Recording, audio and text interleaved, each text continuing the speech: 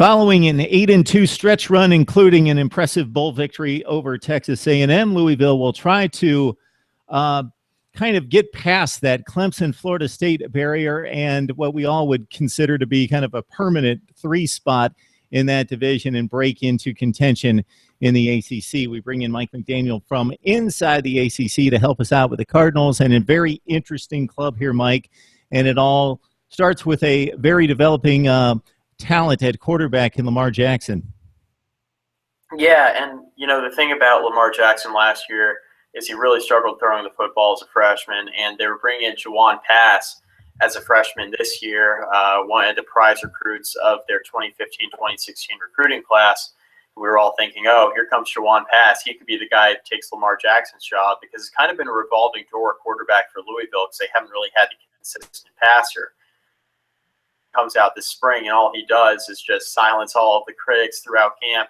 Worked really hard on his mechanics in the offseason by all indications, and Bobby Petrino says he's really happy with Lamar Jackson's progress as a passer.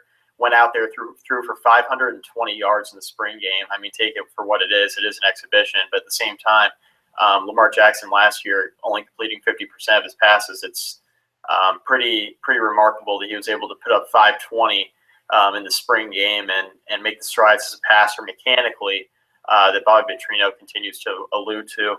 The offensive line is going to be critical, because what we saw a lot last year with Lamar Jackson is he was running for his life for most of the season, because it was such a young offensive line last year. 3 of those 5 starters were true freshmen. So when you throw them right out into the fire and you have a young quarterback like Lamar Jackson at the controls, it's very difficult for an offense to kind of gain any sort of sustainability on offense, any sort of consistency. And Louisville struggled with that for most of the season last year. So that offensive line is definitely going to have to make a step forward. And Bobby Petrino said, look, he's pretty encouraged by their progress over the course of the spring. They seem to keep Lamar Jackson upright in the spring game, which obviously is something they're going to need to have happen if they want to be successful in ACC play this year, get over the hump, and maybe get into the conversation of competing for an Atlantic Division title, because Florida State and Clemson aren't getting any less talent rich. They're 2 teams that are going to be there for the long haul. You would also think, Mike, that they would want to get more rushing yardage out of the backfield. Lamar Jackson was amazing last year, despite not being cemented as the starter for the first few games of the season. Still ran for just under 1,000 yards and 11 touchdowns, and it was all on him in many of these offensive efforts, as this group totaled the 53rd in the nation in total yardage and 65th in scoring. So those numbers need to come up, and they need to find a back that's going to get the job done, or a committee of running backs. Brandon Radcliffe, if you look at the game log, sure, he ran for 634, 4.6 per carry, had a nice season, but against the better teams, I can excuse him against Clemson for only running for about 2.5 yards per carry, but really disappeared against the bulk of the ACC schedule. So they're going to need a running game to support Lamar Jackson, if you want to address the running game and some of the other periphery players that are going to support Jackson also in the passing game. Yeah, so Lamar Jackson obviously was the leading rusher last year. Like I sort of kind of alluded to, he was running for his life. Well, he was also running positively for yards. Almost 1,000 yards rushing last year, ended up finishing the season with 960 yards. He was averaging 5.9 yards per carry, which, given the struggles that he had throwing the football, completing about 54% of his passes, it's pretty remarkable that he was able to run for almost 6 yards per carry when opposing defenses kind of knew what was coming. He had 11 touchdowns on the ground as well, so it was a pretty successful campaign there for Lamar Jackson, rushing the football as well. Brandon Radcliffe, like you alluded to, he's the starting running back, 634 yards last year, 7 touchdowns. They're going to need more out of him, and that's going to start with Lamar Jackson becoming a little bit more successful in the passing game and being able to hand the ball off to Brandon Radcliffe, open up the run game a little bit. A lot of times you hear about these offenses in college football wanting to run to open up the pass. Well, it's become such a spread offense happy system across college football that you kind of have to pass to open up the run. And Brandon Radcliffe is a guy that kind of takes a lot of the snaps out of the shotgun, and carries it either by, a direct handoff, or he sometimes lines up and takes a direct snap and they split Lamar Jackson out. We saw that a couple of times last year as well. So Bobby Petrino is definitely creative in getting his playmakers the ball in the running game, but at receiver, as far as guys, who Lamar Jackson is going to end up throwing the ball to, Jamari Staples and James Quick, two of the better receivers in the ACC, and that won't change this year. They both had almost 40 receptions last year. Each had about 630 yards receiving, and 8 touchdowns between the two of them. And if Lamar Jackson makes his strides as a passer, those numbers are only going to go up for Staples and Quick at the receiver position. They're two guys that, are obviously going to make a huge impact on the offense there for Louisville at the receiver position. So those are kind of the playmakers that Lamar Jackson has at his disposal. A lot of the same guys as last year, and this is really just an offense that's going to have to gain a little bit more consistency, have the offensive line play a little bit better, and keep Jackson upright. And I think if they do that, they'll be able to make some more positive strides. They've become an offense to couple with the great defense they've had in recent years. They can contend with the Florida State or Clemson in the Atlantic Division.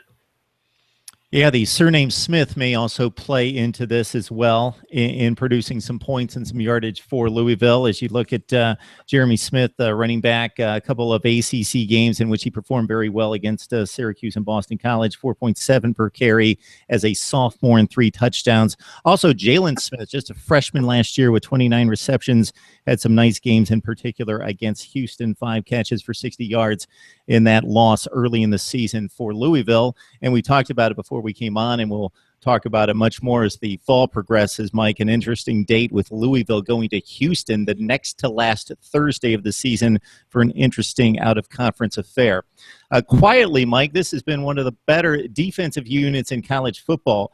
13th in yardage given up last year nationally, 48th in points, but again, that plays into the offensive production and the field position game. So this defense, sure, they lose Sheldon Rankins, one of the better defensive linemen in college football, taken in the first round of the NFL draft. But besides that, I would expect the defense to be nearly as strong.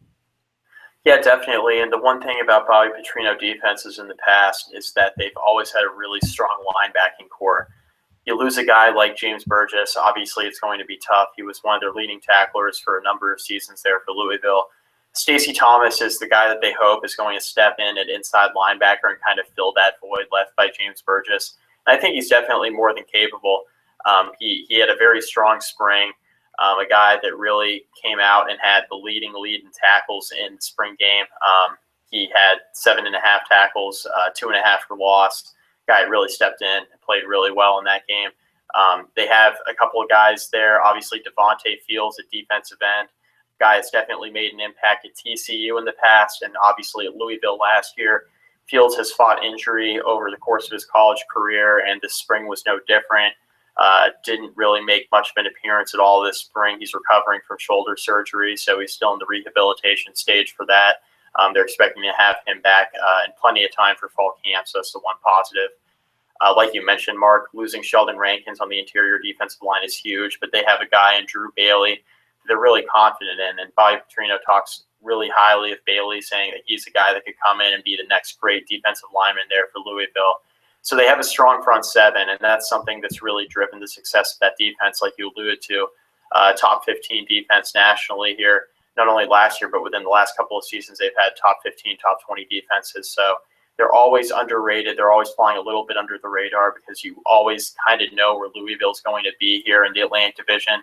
With the emergence of Florida State and Clemson over the last couple of years, Louisville has kind of taken the back seat. But I think Bobby Petrino would definitely like to see Louisville compete at the next level and get to that point in the upper echelon of the Atlantic Division, the ACC, with Florida State and Clemson. And I think the defense continuing to be as strong as they have in the past is going to be a big driver to seeing that success happen. One emerging star is Josh Harvey Clemens, plays the star linebacker position, kind of a hybrid safety linebacker spot, and he'll be all over the field making plays for the Cardinals as well. Interesting team. I think NC State and Louisville have that potential to break into the upper echelon from that division and challenge Clemson and Florida State. Difficult to do it on a consistent basis, but if they can catch the other two on a down year, then possibly they break in and appear in an ACC championship game. And one of the big reasons why Louisville brought in Bobby Petrino, brought him back, and looking to challenge in the ACC. Mike McDaniel joining us from inside the ACC, breaking down the Cardinals. Thanks, Mike. All right, thanks, Mark.